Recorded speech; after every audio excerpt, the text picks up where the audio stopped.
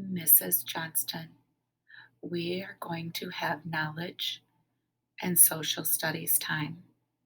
We are working on Unit 12, Presidents and American Symbols, and we are on Lesson 4 today, George Washington.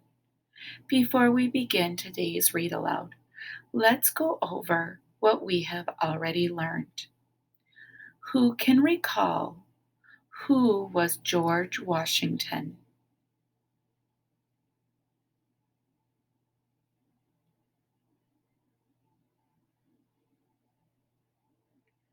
George Washington was a general who helped win the American Revolution.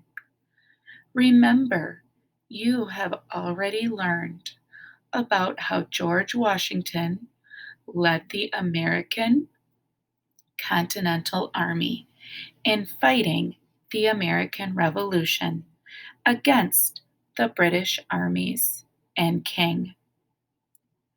What did you remember about George Washington in our last read aloud and how he helped his army win a battle against the British Army?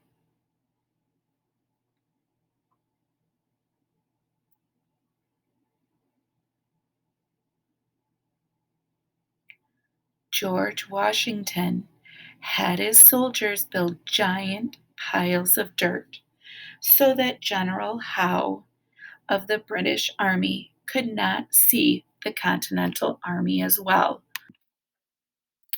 He had the soldiers march back and forth to look like there were great numbers of them. This delayed General Howe, while Colonel Knox brought more cannons and supplies for the colony's army. General Washington's dedication to the American people that helps him in today's read aloud. George Washington was honest, brave, and very clever, and we learned about this from our previous read alouds. Listen to today's story for the new ways in which George Washington's spectacles or glasses helped him to lead others to take his side. Pay careful attention to how people in the crowd seem to feel when Washington starts speaking and how they feel when he is finished speaking. Sometimes even close friends can disagree with one another. But even when you disagree, it helps to remember that the other person is your friend. Friends are people with whom you can disagree while you still trust and like one another. Here is a true story about friendship and trust between a group of soldiers and their general, George Washington. In this story, George Washington uses his spectacles to help him talk to his friends. Spectacles are eyeglasses. Can you look at the picture and describe how George Washington looks?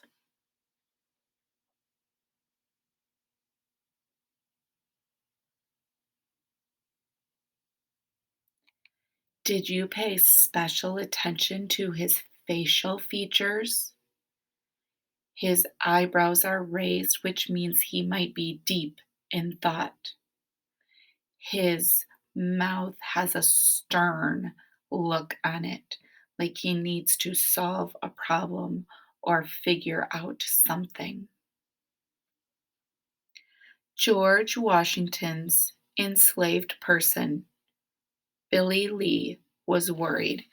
He had never before seen a look such as this one on Washington's face. Billy thought, for the first time, General Washington looks old. It's this hard war he's been fighting, I guess. But he has never looked like this. Billy was right. George Washington looked tired. Before the war, George Washington had been known for his strength and bravery. On horseback, he could jump over logs or fences that were too risky for other horsemen, and he could bend an iron horseshoe with his bare hands. For 8 years now, Washington had led the Continental Army trying to free America from having to follow the orders of the King of Great Britain. All this time, although he had become more and more tired, Washington had seemed like a man whose courage would even whose courage would always be strong. With Washington leading them, his soldiers kept going even when they lost some battles or when they did not have enough food or blankets during freezing cold winters. Finally, Washington had led them when they defeated the biggest army the British king had sent to fight against them. Defeated means won against or beat in a game, contest, or battle. Now, George Washington was not only tired, but also restless. He thought, how strange. We defeated our armies, but now my friends may ruin everything I have worked for. Washington picked up some papers from his desk and slipped them into his pocket. He asked impatiently, "Where are my spectacles, Billy?" Billy handed him the reading glasses Washington had begun using only a week before. George Washington began wearing glasses because his eyesight was getting worse. Many people wear glasses for all sorts of reasons. Placing them in his coat pocket, Washington went outside where a soldier had his horse ready. Billy watched the general and the soldier ride away. Soon they reached a large building where Washington dismounted or got down from his horse. Handing the reins of his horse to the soldier, Washington entered the building through a side door. He could hear the loud voice of General Horatio Gates, who was a very important officer in the army. General Gates thought that he, not Washington, should be the Army's chief. You learned about a chief in our study on Native Americans. What is a chief?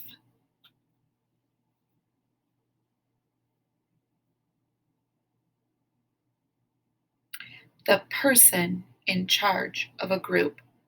Now, General Gates was trying to convince the other soldiers to change their way their new nation, the United States of America, would work.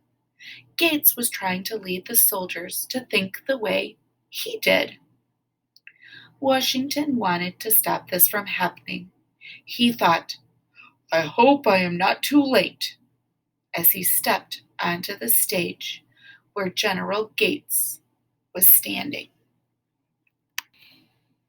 Facing the stage were many soldiers who had been with Washington through the long, dangerous war. When they saw him, they gasped in surprise. Why has he come? They wondered. General Gates was surprised too and left the stage. Washington looked out at the soldiers he knew so well. They look angry, he thought. He was right. For years, these soldiers had been away from home, risking their lives to win the American Revolution so that they, their families, and their friends would be free to start a new country. The soldiers missed their families, but they knew this was important work, so they had kept at it. George Washington had led them the whole time. Now they had defeated or beaten the largest group of British soldiers yet. Some of Washington's friends were meeting with British leaders to end the war, but Washington thought, the British still have one army left. Until they sign the paper agreeing that we are free to begin our own country, they could change their minds and attack again. We have to make sure the war is really over before we all go home. But while all this had been happening, something else had not happened. The new American government had not paid the soldiers in a long time. Some soldiers had been unpaid for as many years as you have been alive. Now, some of them, led by General Gates, were mumbling, Maybe we should take over the new country. Then we all will be paid. We have our guns. We could make everyone do what we want them to do." Do you think that the soldiers taking over the country would be a good idea? George Washington had heard about this. He thought, I am proud of being a soldier, but I do not want soldiers to use their guns to tell other people what to do. That would be no better than the old king or rule or leadership of a monarchy or a king. We want our country in which the people decide together what to do, not kings or queens or armies. I will work to make sure my soldiers get paid, but first I must stop them from trying to take over our own government. Washington took out some of the papers he had brought along and began to read them aloud. When he finished, no one cheered or clapped. I failed, he thought. They are too angry to listen to what I say. Then he remembered something. Wait, he told the soldiers. I have one more paper to read to you.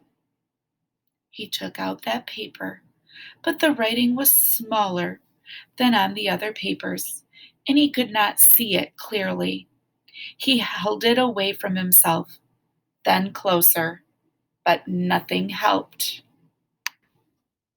Then, to the soldier's surprise, Washington took out his spectacles. They had never before seen him use. Why does Washington need his spectacles?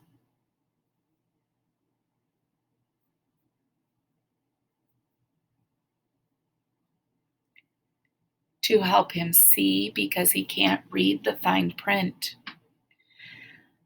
Fumbling to open them, Washington said, Gentlemen, you will permit me to put on my spectacles, for I have not only grown gray, but almost blind, in the service of my country. In that moment, his soldiers felt ashamed. They remembered how strong George Washington had always been, and how he had always helped them. Like Billy Lee, they thought, he has worn himself out fighting for our freedom. He has given up as much as we have. Many of the soldiers were so ashamed that they began to cry. They told one another, if George Washington can wait a little longer to get paid, we can too. He is right. The important thing is to make sure we start a country in which the people work together to help make decisions, not just a king or queen or an army. What the words written on those pages had not done, Washington had done by putting on his spectacles. The soldiers agreed to do as he asked, and later they did get paid.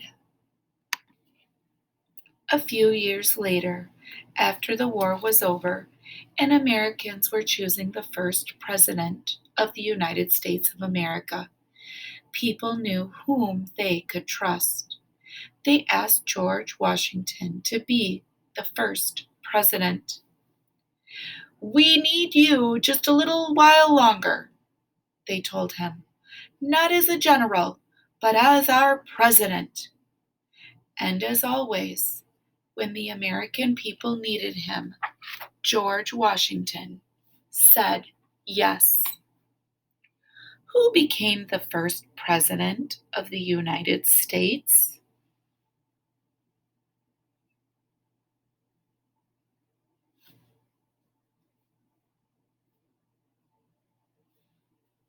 George Washington. How did the war affect or change George Washington?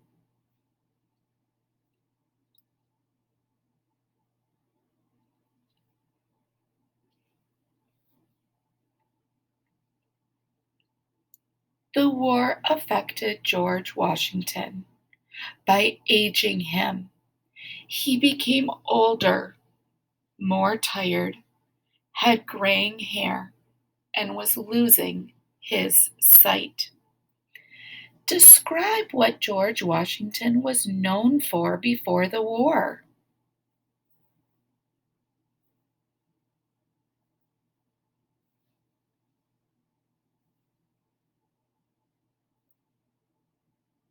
He was known for his honesty, strength, cleverness, and bravery. Why did the soldiers want to take over the country?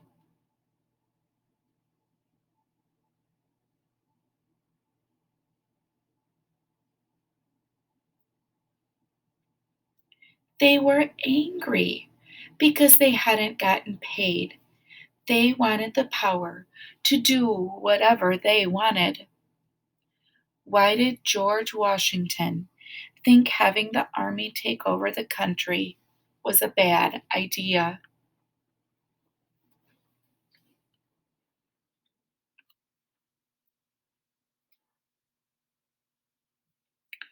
The Americans had fought for their freedom from a king. He wanted to help create a country where the people decided things together. He did not want a country where a king, queen, or army forced people to do things. How did seeing George Washington's spectacles convince the soldiers to support his position?